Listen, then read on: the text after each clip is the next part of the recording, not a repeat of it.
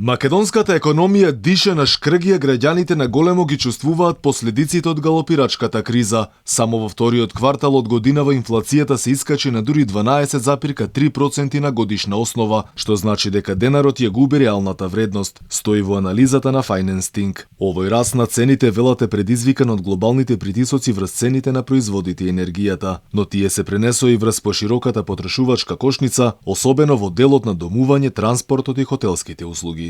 Неизвестноста во економијата останува висока, додека видливата стагфлација во вториот квартал од 2022 ќе станува поинтензивна до крајот на годината, со зголемена веројатност од рецесија од почетокот на идната година. И покрај намалувањето на цените на храната на глобалните пазари од јуни 2022, понатамошното зголемување на цените на енергентите укажува на подолготрајност на ценовните притисоци во споредба со претходните очекувања. Од тука, Financing надолно ја ревидира проекцијата за растот на брутов домашниот производ во 2022 на 2,1%, додека проекцијата за годишната стапка на инфлација нагорно на 12,2% од претходните 9,7%. Дека живеачката станува се потешка, секојдневно реагираат граѓаните, но попусто се жала дека едва преживуваат, целосно разочарани од државата која не прави ништо за да им помогне. Сите се цени 50, 100%, 150%, сите цени. Државата помага некако? Што? Каква држава, каква бакраш ние имаме држава? Немаме држава. Значи цените многу растат, а пензиите се стојат. Да кажеме уместо.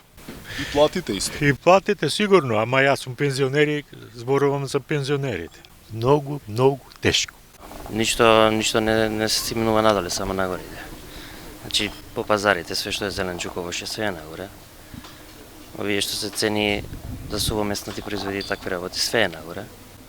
Платите многу ситно негдека мрдаат, меѓутоа... А некаде ич? Некаде ич.